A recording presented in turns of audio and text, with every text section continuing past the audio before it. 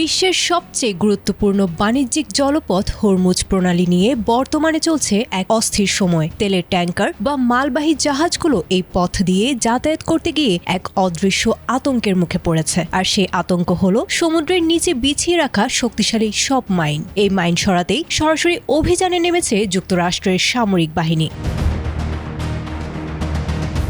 মার্কিন প্রতিরক্ষা বাহিনীর কেন্দ্রীয় কমান্ডো বা সেন্টকম জানিয়েছে তারা হরমুজ প্রণালীকে মাইন মুক্ত করতে বড় ধরনের একটি মিশন শুরু করেছে। এই লক্ষ্যে ইউএসএস ফ্র্যাঙ্ক পিটারসন এবং ইউএসএস মাইকেল মার্ফি নামের দুটি শক্তিশালী রণতরী ইতোমধ্যে প্রণালীর দিকে রওনা হয়েছে। তাদের মূল লক্ষ্য হল ইরানের পেতে রাখা মাইনগুলো শনাক্ত করে ধ্বংস করা এবং জাহাজ চলাচলের জন্য একটি নিরাপদ নতুন রুট তৈরি করা।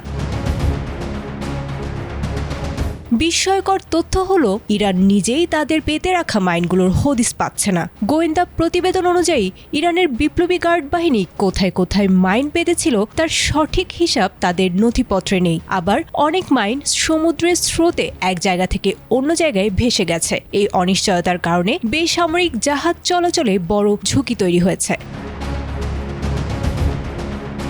এই পরিস্থিতির মধ্যে মার্কিন প্রেসিডেন্ট ডোনাল্ড ট্রাম্প জানিয়েছেন যুক্তরাষ্ট্র কেবল নিজের জন্য নয় বরং চীন, জাপান ও ফ্রান্সের মতো দেশগুলোর বাণিজ্যিক নিরাপত্তার কথা চিন্তা করেই মূলত এই অভিযান চালু করেছে। তিনি দাবি করেছেন মাইন স্থাপনকারী ইরানি নৌযানগুলোর বড় একটি অংশ এরই মধ্যে ধ্বংস হয়ে গেছে। এখন পানির তলদেশ পরিষ্কার করাটাই সবচেয়ে বড় চ্যালেঞ্জ।